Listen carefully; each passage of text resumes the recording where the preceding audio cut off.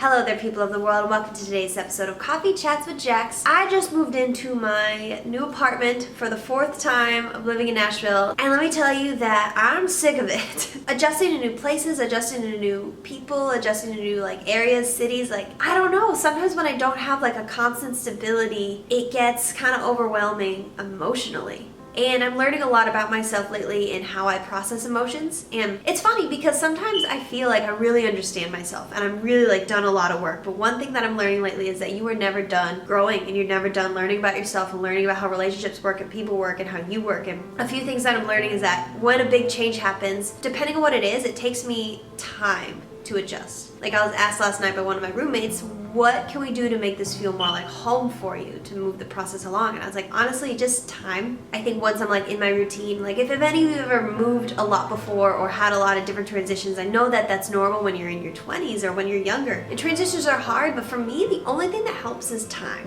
and being in my routine. Once I have some peanut butter in the fridge, some Quest bars in the pantry, I'm good. But each move that I've made has represented a different big thing that I've learned about myself and about life the past 8 months of living in Nashville. It's all had a different kind of theme to it. And this last theme, my last living situation, was really just learning how to do relationship. I've never learned so much about myself or about friendship ever in my life as much as I did the past 3 months of my last place, and it was so amazing. You just learn that not everyone feels loved the same way, not everyone processes life the same way. Some people need space when others don't, and sometimes when you're both going through a hard time, coming together in that is hard.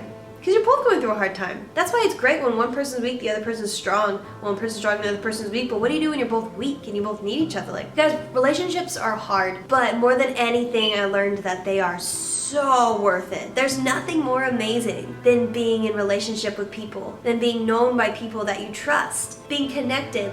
One big lesson that I've learned in that is how to actually say how I'm really feeling in conflict, because I have a history of being scared of conflict, because for me a lot of the time in my past, conflict ends in end of relationship, and conflict ends in me I don't know, sometimes I don't like it so much that I don't care what the problem is, I'm going to apologize and try and move on without actually solving the problem, because I'm scared to go there, because it gets scared of if I actually say what's going on in my head, maybe it's just going to make the conflict worse, it's going to end bad, maybe loss of friendship, I don't know, all these fears go on in my head, and I just get scared and I want to do anything to fix it without actually fixing it. It's kind of like putting a little band-aid over it. So I kind of dump all the things that I'm thinking and feeling and just roll with the punches, because conflict scares me so bad. But that's not how you do friendship. What I'm learning is that you actually have to figure out how you're feeling, and whether you're the type of person who, when something happens, you have to go away for a while and process it on your own. Maybe journal about it, maybe just think about it, pray about it, talk with other people about it, or whether you're the kind of person who in the moment you have to talk it out, or maybe you just know. You have to figure out how you're actually feeling and then communicate that, because it's not fair to not communicate that, because if things happen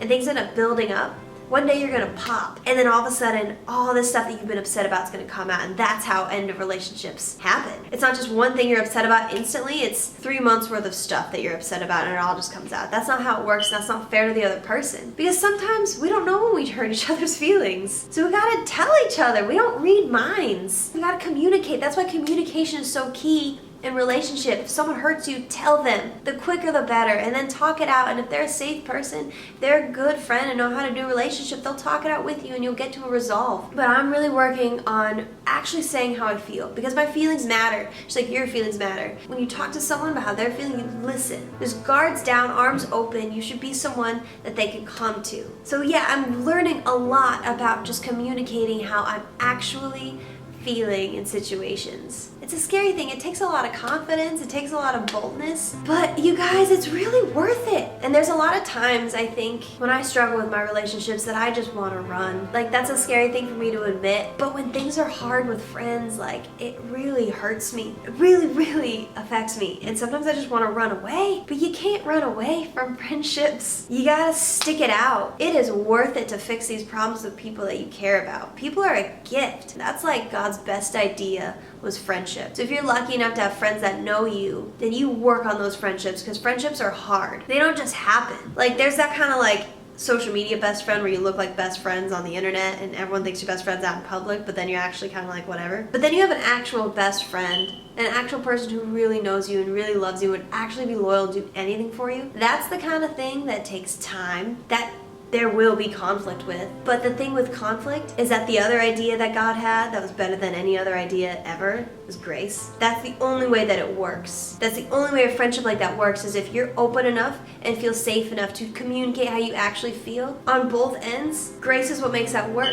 So once you hear how this person's feeling, grace is what makes it okay. Grace says that, like, I see how you feel, I see what you did, I see what I did, I'm sorry, I love you, let's try again. That is friendship, that's relationship, that's how it works, and I'm so thankful for it, because there's nothing like having friends that actually have your back and actually know you. And it's hard work, but it's super worth it, you guys. So you know what, in this next season, I'm gonna be confident in who I am. I'm gonna surround myself with people that celebrate who I am. Don't be around people that are trying to change you into what they want you to be. Be around people that are going to encourage who you are already, who are going to see your differences and celebrate them. The reason we're different, I believe, is so that we can work together as a team. If this friend over here is really good at organizing and charts and graphs and scheduling and numbers, and I'm over here really good at, like, I don't know, drawing pictures and dancing and laughing and whatever. Like, if you're good at different things and then you come together, that's a team. And I think that that's the point. Anyway, you guys, I love you. I hope you're having a really good day, really good week, month,